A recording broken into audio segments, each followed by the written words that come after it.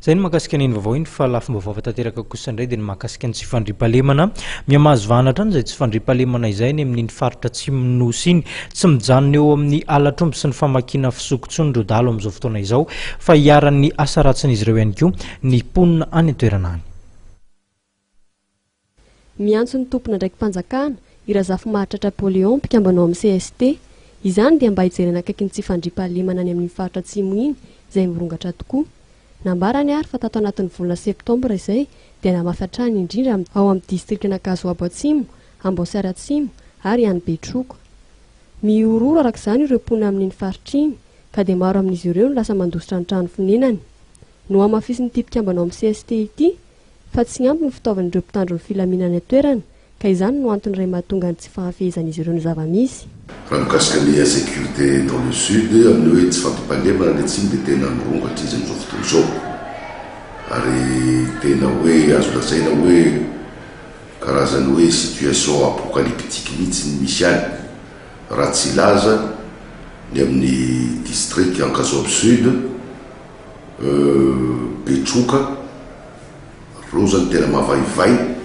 ary efa misy koa zany any Betioky Sud amin'izao fotoana izao Ampany any Amboasary Sud moa dia fantatritsika. Ny tena tsara tsy lileto aza hoe ny any Kazoabo Sud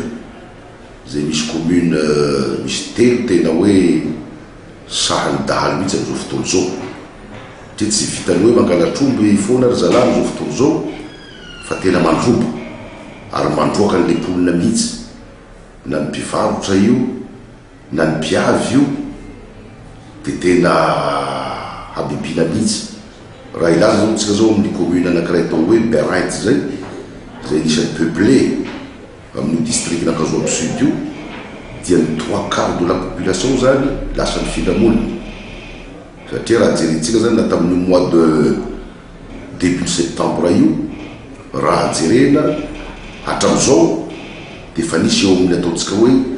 6 à 7 attaque eo ary misy fakiolona.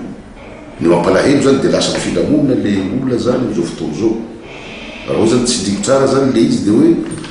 tsy vita ny alatrombo tsony zany fa mandrava magasin, mandrava fananan'olona ao an-trano dia voatery le olona zany ny filamonina. Nambara ny mpikambana ao amin'ny CST ity ary fa misy fiantraikana amin'ny fifidianana ny zava-misy amin'iny faritra iny. Sarotra ny ahafantatra ny isan'ny mponina amin'ny faritra iray ary toka samy miala ny toerana misy avy ny tsirairay ka izany no antony anaovany antsoava amin'ny tompona andraikitra.